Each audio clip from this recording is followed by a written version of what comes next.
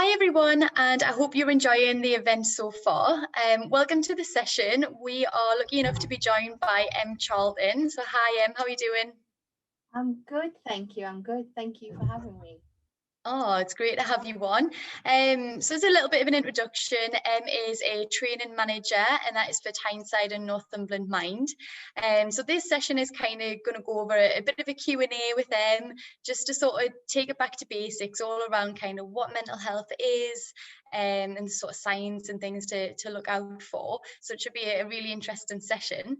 So first of all, are you all right just to kind of go over a little bit about yourself, first of all? Absolutely. As you said, Tyneside Northumberland Mind Training Manager. I actually come into mental health from a lived experience perspective, supporting other people around me with sort of issues that I've had and sort of tough times in their lives that have come along. So I get a little bit passionate about this stuff because it does very much come from the heart. So that's kind of what brought me into the mental health sector, from spending years in the commercial sector working in event operations and a little bit of time in construction. So it's just funny how kind of life, and you can finally get to do something that's your passion, which is fab. Absolutely. It's always interesting to hear everyone's journey. Generally, people start in one completely different industry, don't they? And then they Yeah. kind of end up where they are today.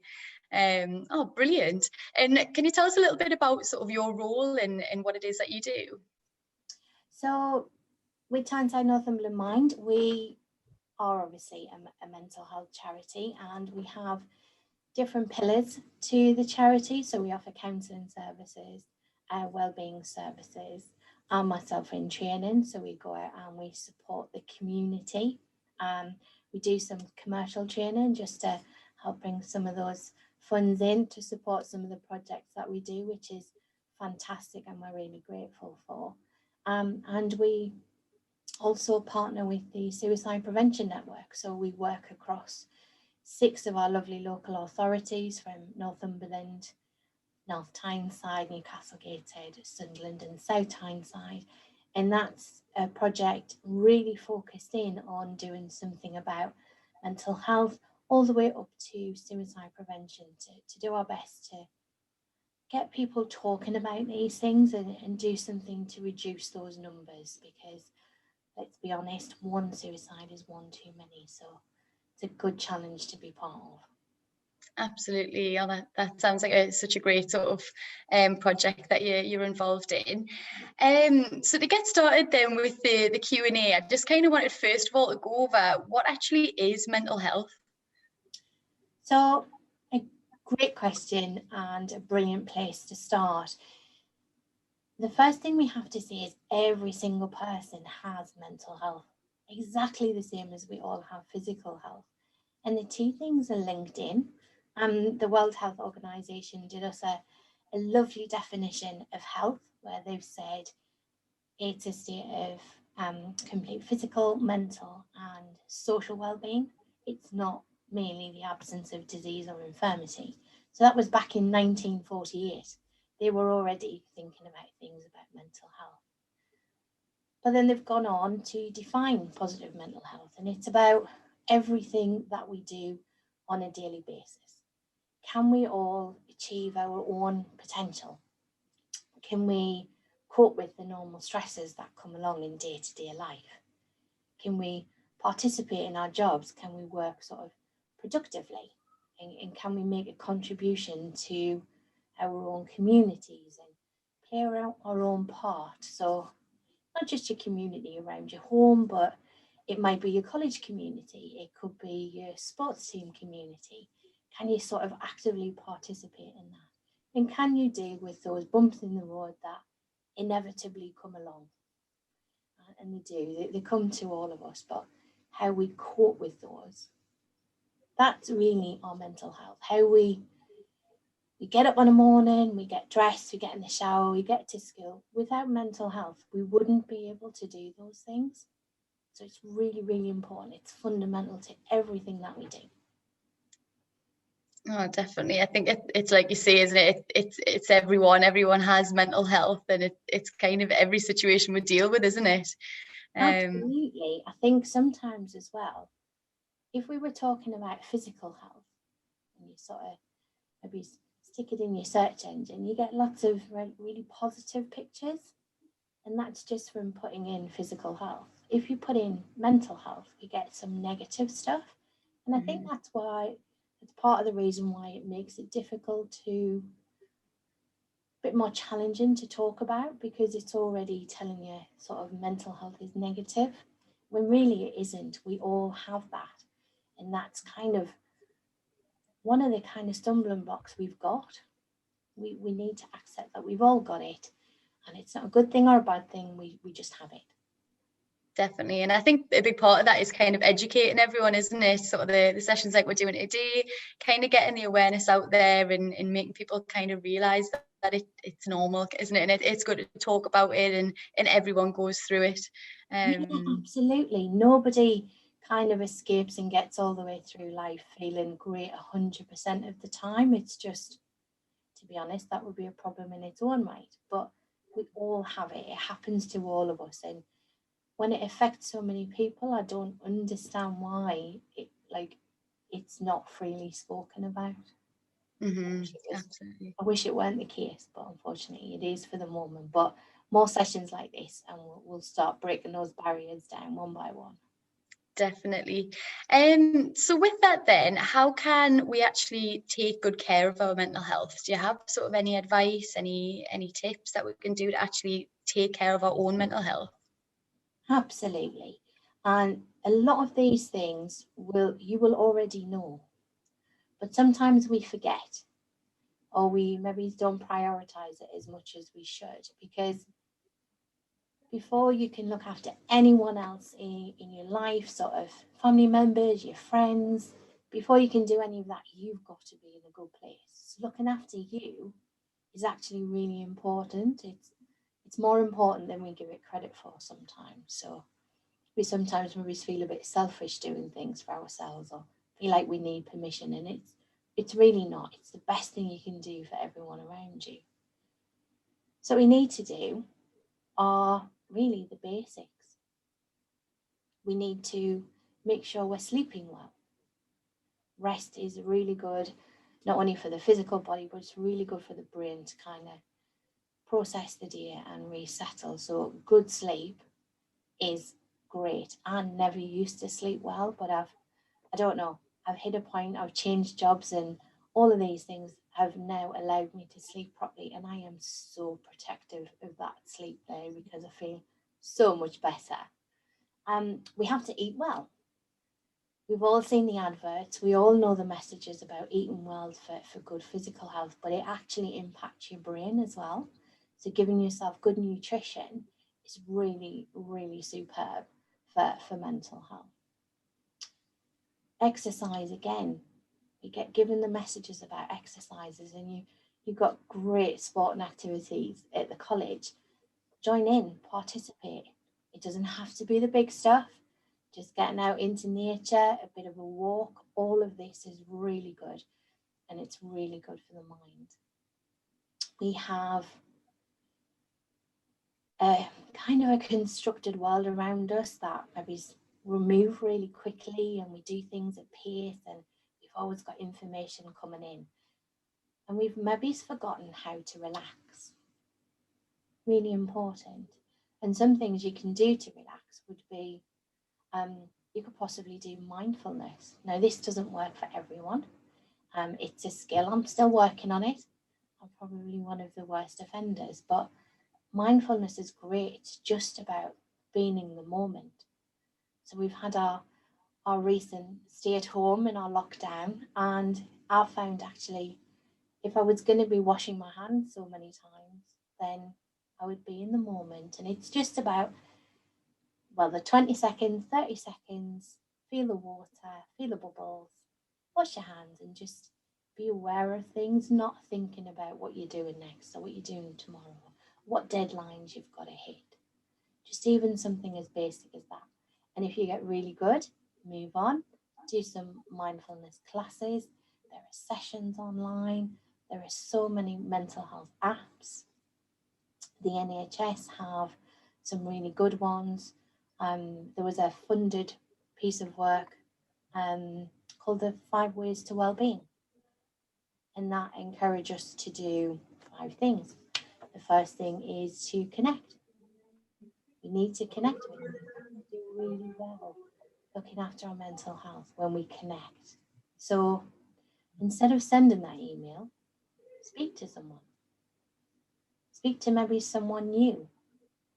When we ask somebody and we're walking down the corridor, we don't kind of wave at them, how you doing, and walk past each other. Actually stop, have a conversation about how someone's weekend was, and really listen to what they say. Put 5 minutes aside just to do that.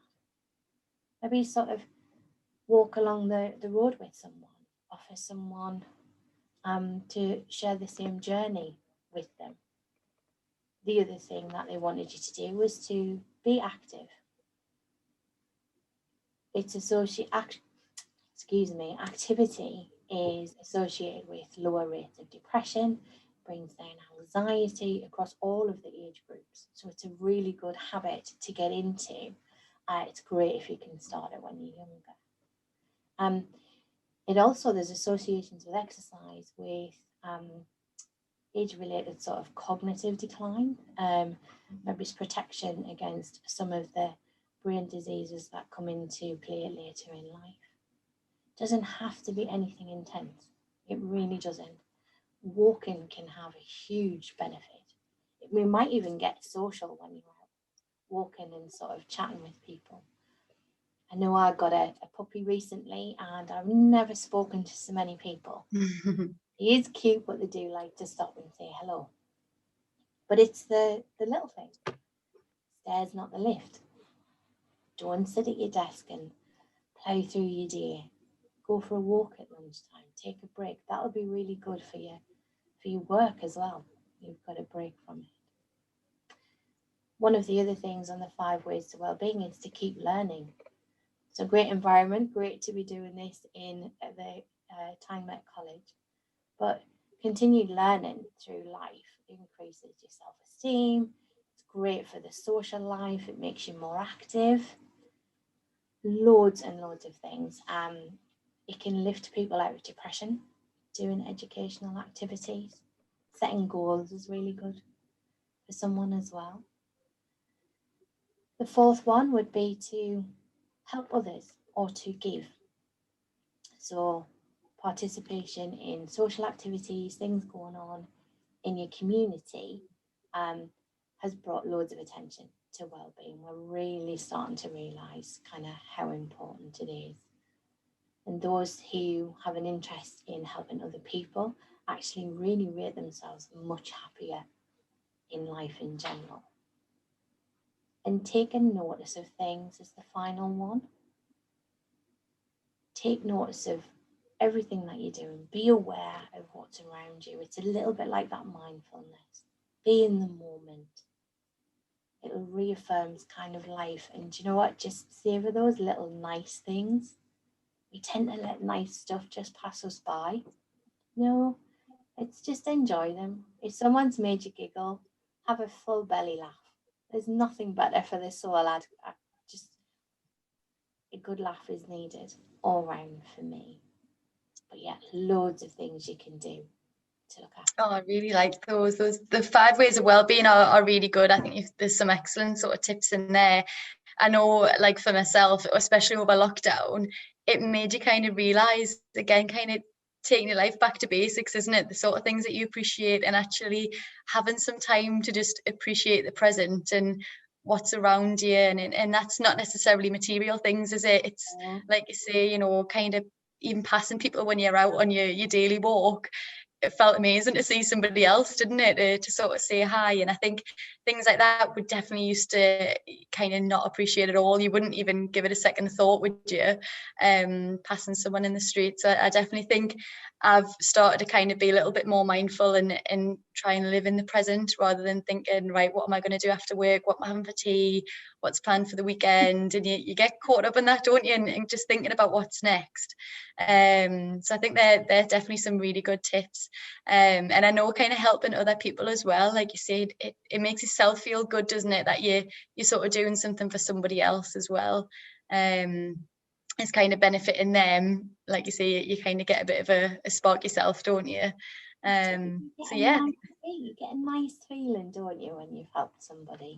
And again, they're nothing huge, and it can be difficult when we're in the middle of a situation like lockdown to find the positives.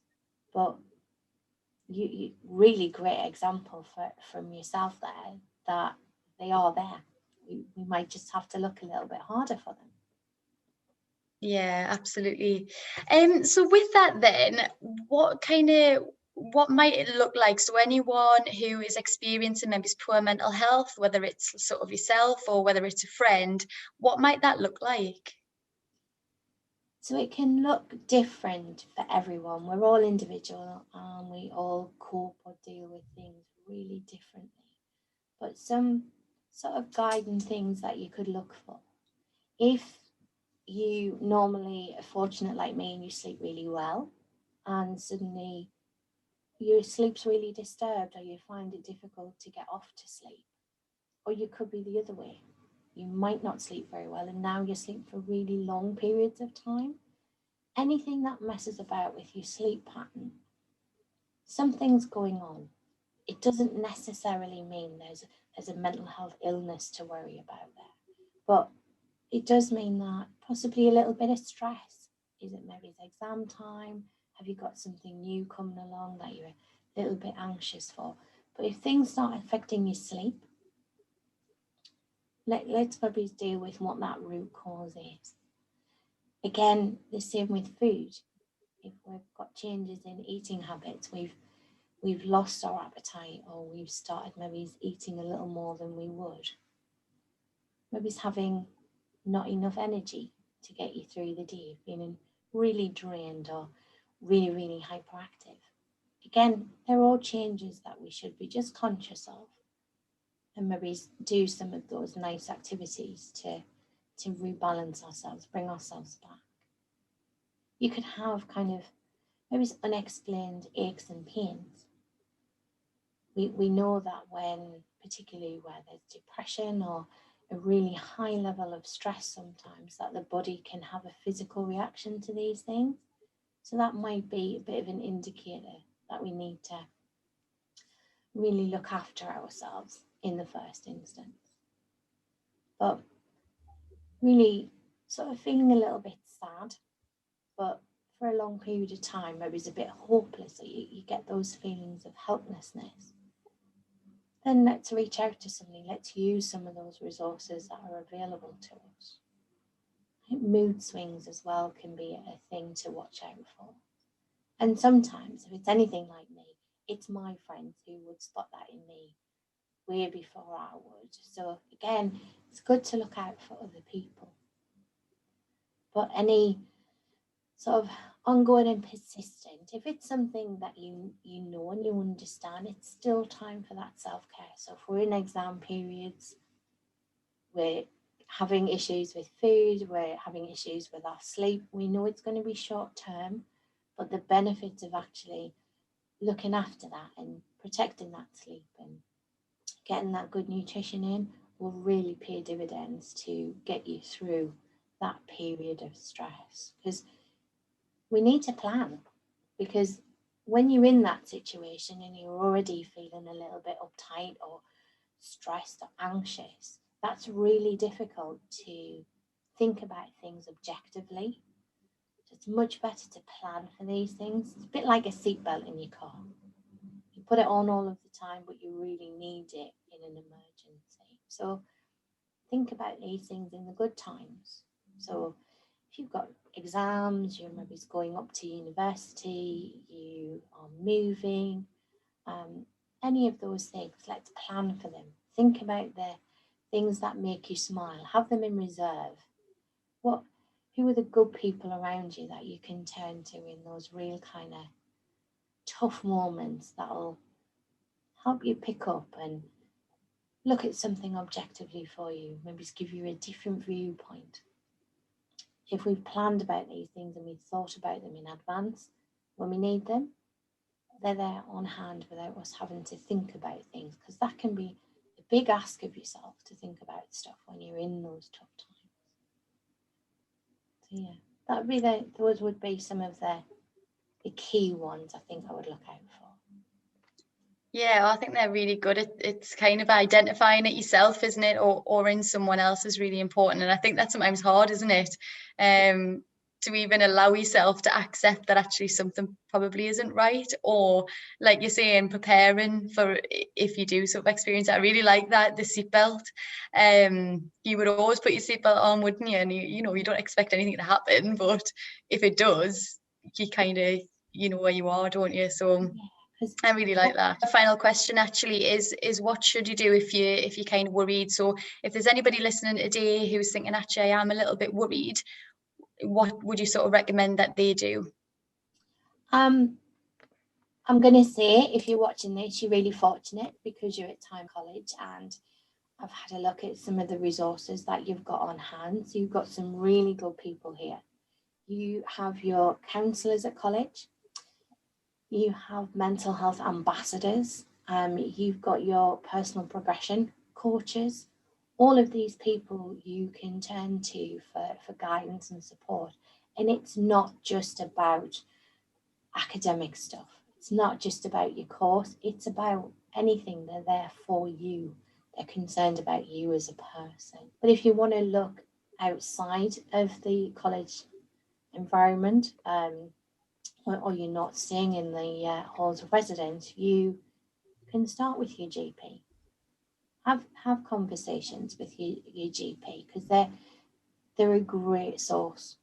You have the NHS website.